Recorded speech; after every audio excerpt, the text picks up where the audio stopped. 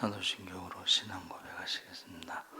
전능하사 천지를 만드신 하나님 아버지를 내가 믿사오며 그 외아들 우리 주 예수 그리스도를 믿사오니 이는 성령으로 잉태하사 동정녀 마리아에게 나시고 본디오 빌라도에게 고난을 받으사 십자가에 못 박혀 죽으시고 장사한 지 사흘 만에 죽은 자 가운데서 다시 살아나시며 하늘에 오르사 전능하신 하나님 우편에 앉아 계시다가 저희로서 산자와 죽은 자를 심판하러 오시리라. 성령을 믿사오며 거룩한 공회와 성도가 서로 교통하는 것과 죄를 사하여 주시는 것과 몸이 다시 사는 것과 영원히 사는 것을 믿사옵나이다. 아멘. 찬송가 240장 찬송하시겠습니다.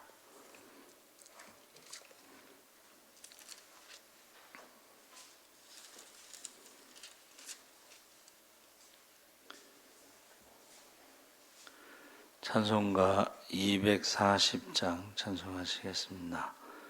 주가 맡긴 모든 역사 힘을 다해 마치고 밝고 밝은 그 아침을 맞을 때 이 요단강을 건너가서 주의 손을 붙잡고 기쁨으로 주의 얼굴 배우리.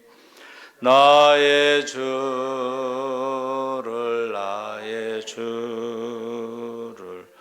내가 그의 곁에 서서 배우며 나의 주를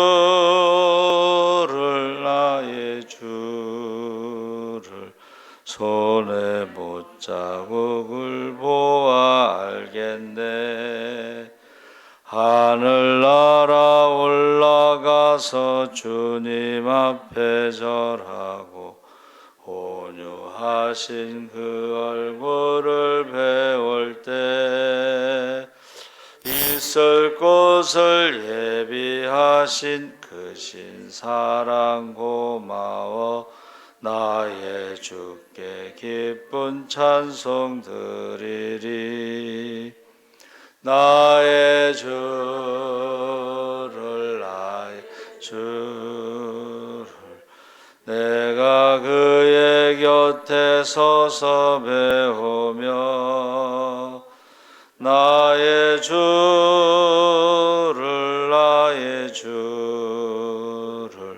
손에 못자국을 보아 알겠네. 이 세상을 일찍 떠난 사랑하는 성도들 나를 맞을 준비하고 있겠네. 저희들과 한 소리로 찬송 부르기 전에 먼저 사랑하는 주를 배우리. 나의 주를 내가 그의 곁에 서서 배우며 나의 주를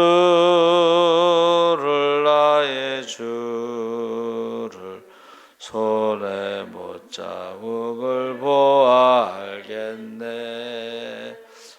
영화로운 시온성에 들어가서 다닐 때 흰 옷 입고 황금길을 다니며 금고 맞추어서 새 노래를 부를 때 세상 고생 모두 잊어버리리. 나의 주를 내가 그의 곁에 서서 배우며 나의 주를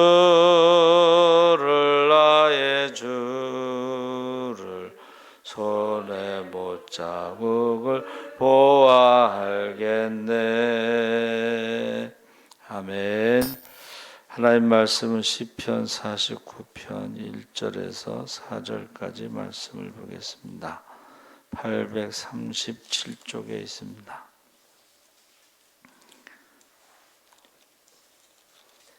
(49편) 1절에서 4절까지 우리 다 같이 읽겠습니다. 뭇 백성들아 이를 들으라. 세상의 거민들아 모두 귀를 기울이라. 귀천 빈부를 막론하고 다 들을지어다. 내 입은 지혜를 말하겠고 내 마음은 명철을 작은 소리로 읊조리로다. 내가 비유에 내 귀를 기울이고 수금으로 나의 오묘한 말을 풀리로다. 아멘. 할렐루야.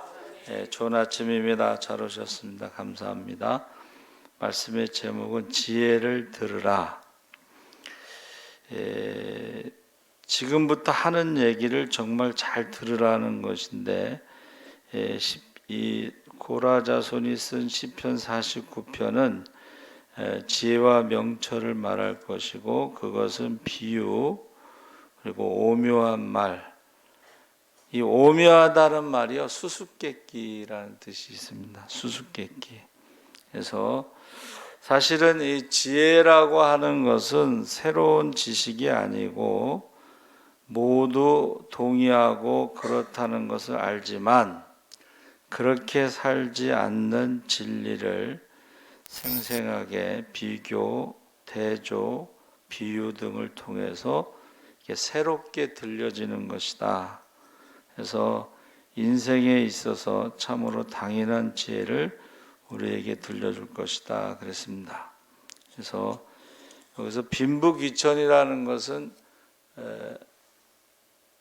가난한 사람과 부자만 들으라는 게 아니고 그 안에 있는 모든 사람, 가난한 사람으로부터 부자까지 모든 사람, 귀하고 천한 사람, 그 안에 있는 모든 사람이 이 지혜를 들어야 한다 그렇게 말하고 있습니다.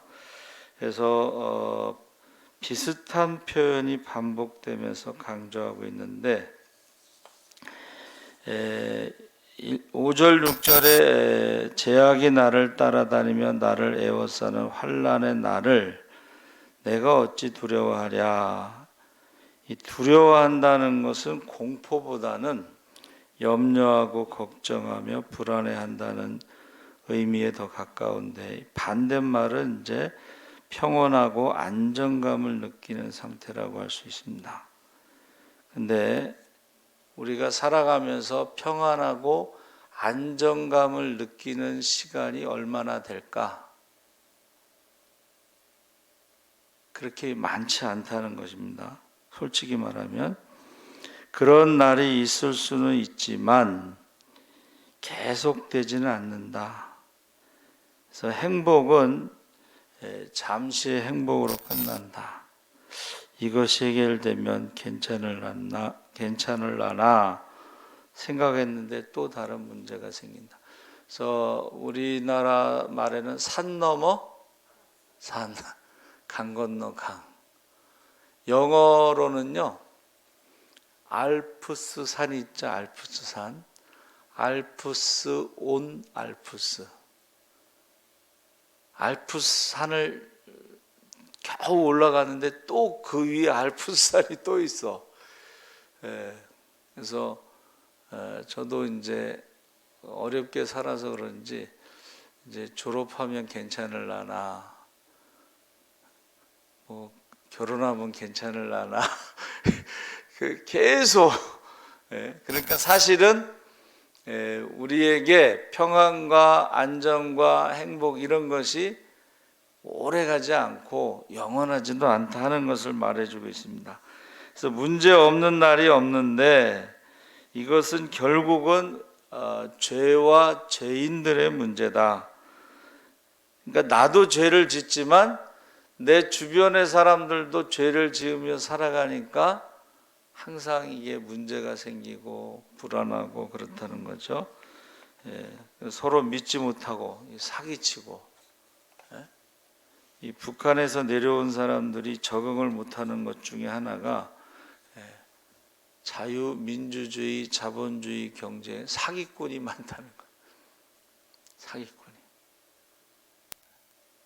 특히 그 친구들 있잖아요. 친구들 믿었다가 사기당한 사람들이 많습니다. 그래서 자동적으로 두려워되는 것이 아니고, 두려워하게 되는 것이 아니고, 그것을 어떻게 할 수 없다. 내가 어떻게 할 수가 없구나. 그 문제를 해결할 수 없구나 할 때에 이제 두려움이 찾아온다는 것이죠. 그래서 그 두려움을 이기려고 하는 것 중에 사람들이 돈이 많으면 그 두려움을 이길 수 있다고 생각하고 계속 돈을 모으죠. 그래서 마지막 때는 돈이 하나님의 자리를 대신하죠. 그래서 그러나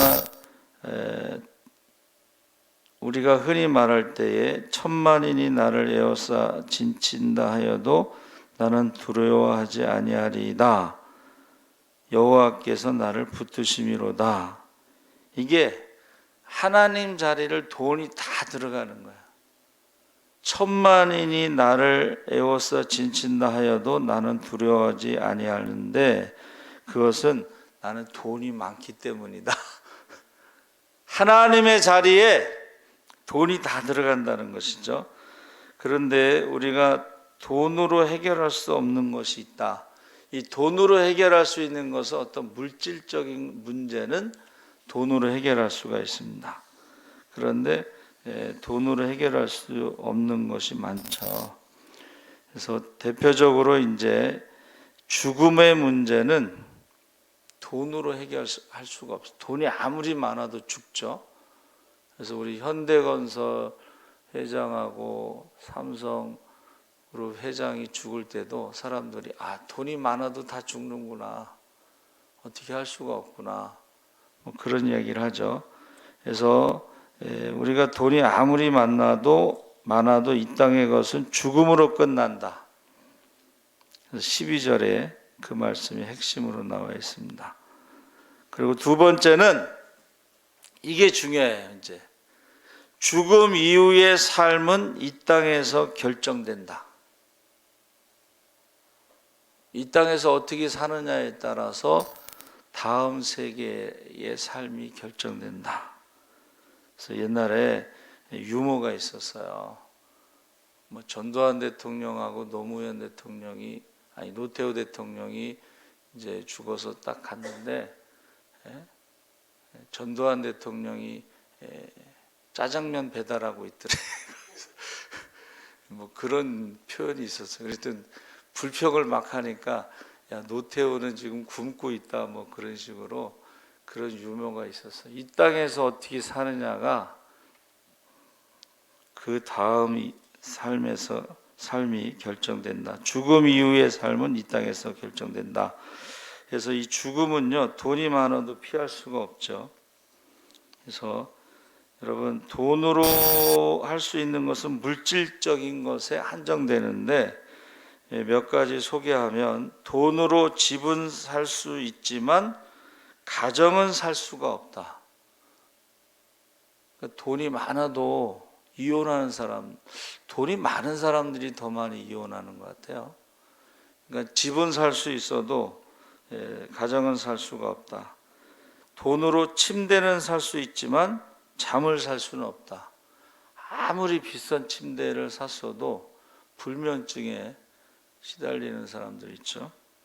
책은 살 수 있지만 지혜를 살 수는 없고, 약은 살 수 있지만 건강은 살 수 없고, 음식은 살 수 있지만 식욕은 살 수 없고, 옷은 살 수 있지만 아름다움은 살 수 없고, 돈으로 지위를 얻을 수 있지만 존경은 살 수가 없다.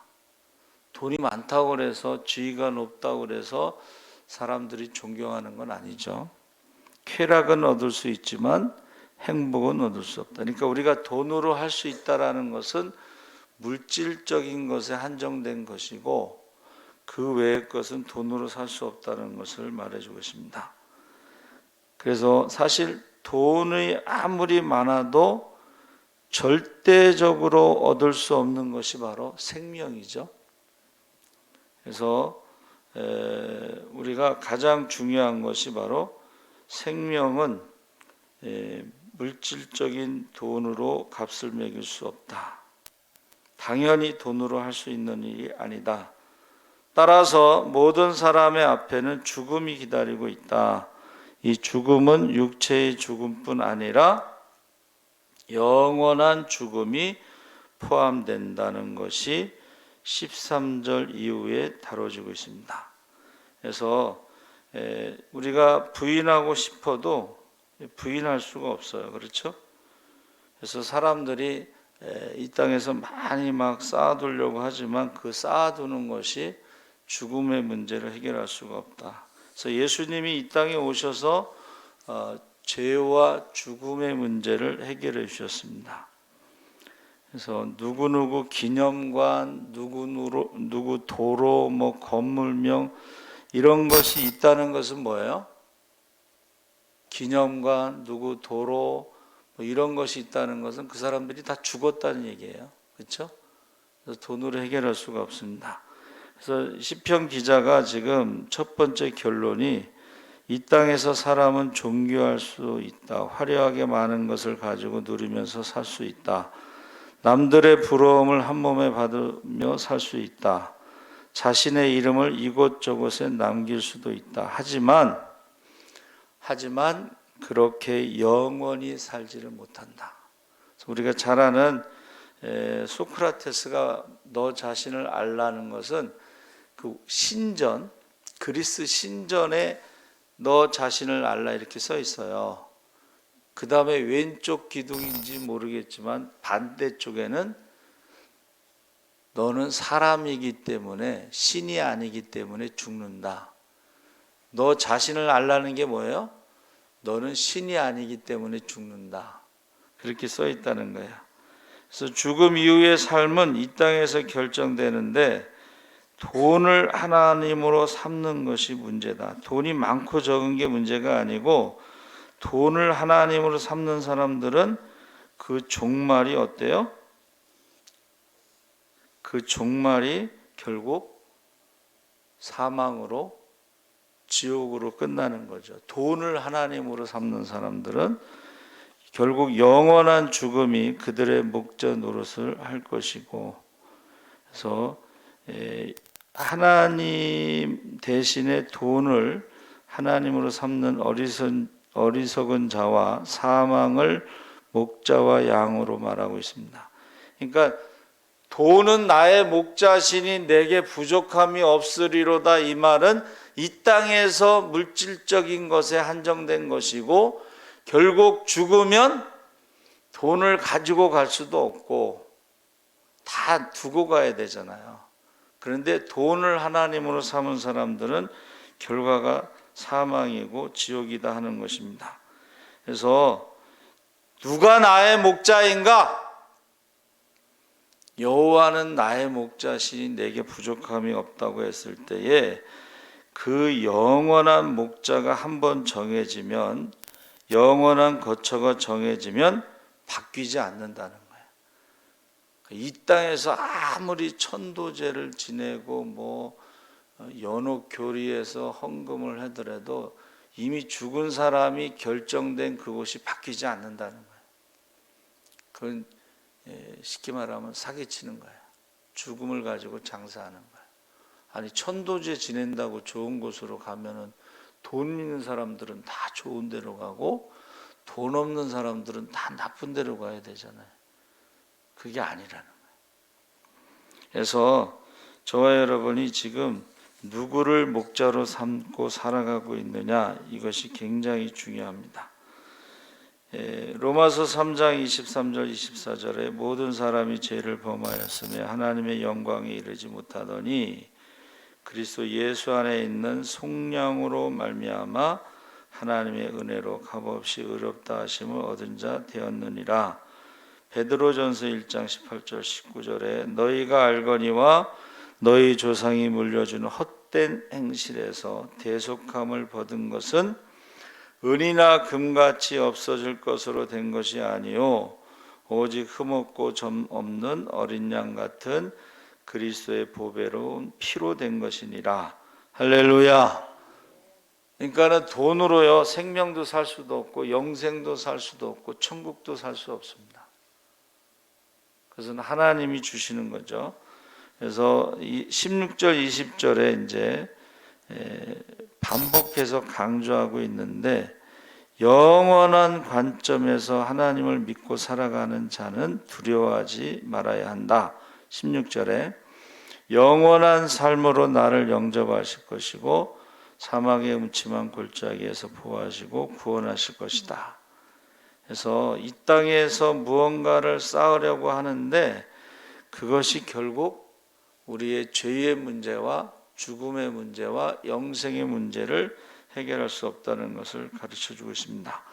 그래서 시편 49편의 결론이 20절에 존귀하나, 사람은 하나님의 형상대로 지음받은 존귀하나 깨닫지 못하는 사람은 멸망하는 짐승 같도다.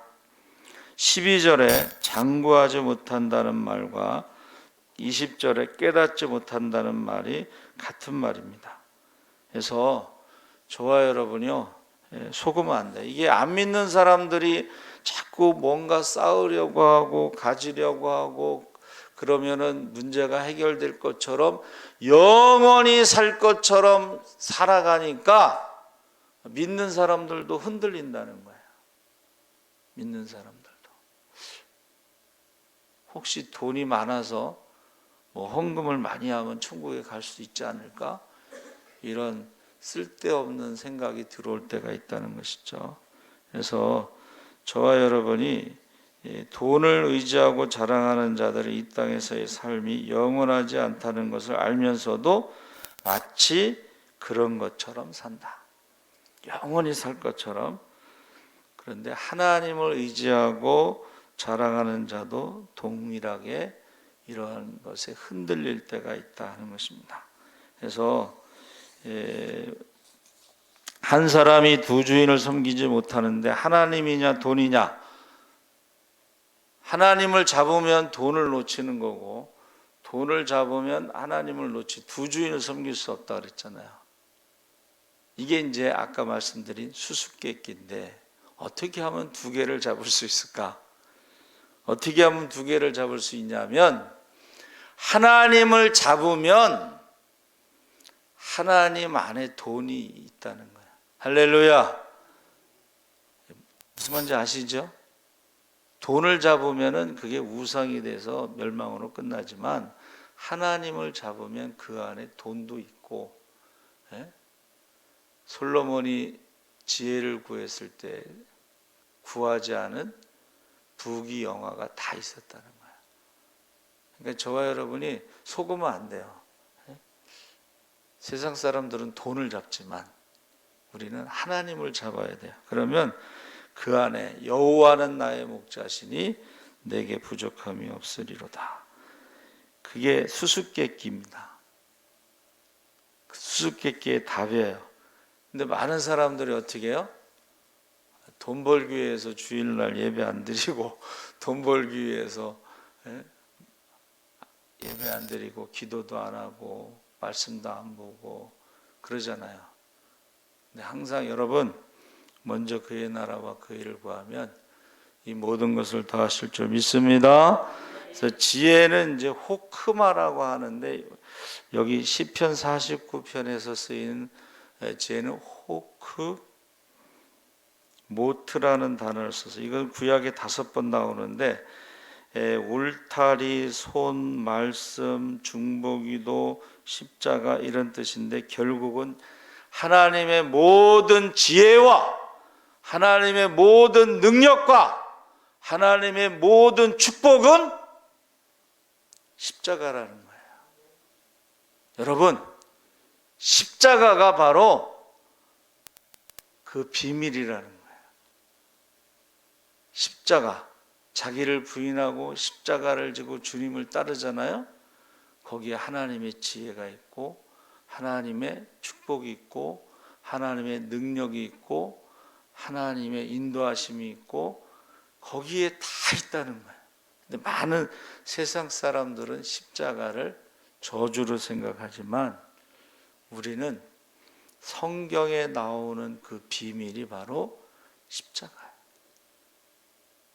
여러분 십자가를 자랑하시기 바랍니다. 이 십자가 안에 다 들어있는 거예요. 십자가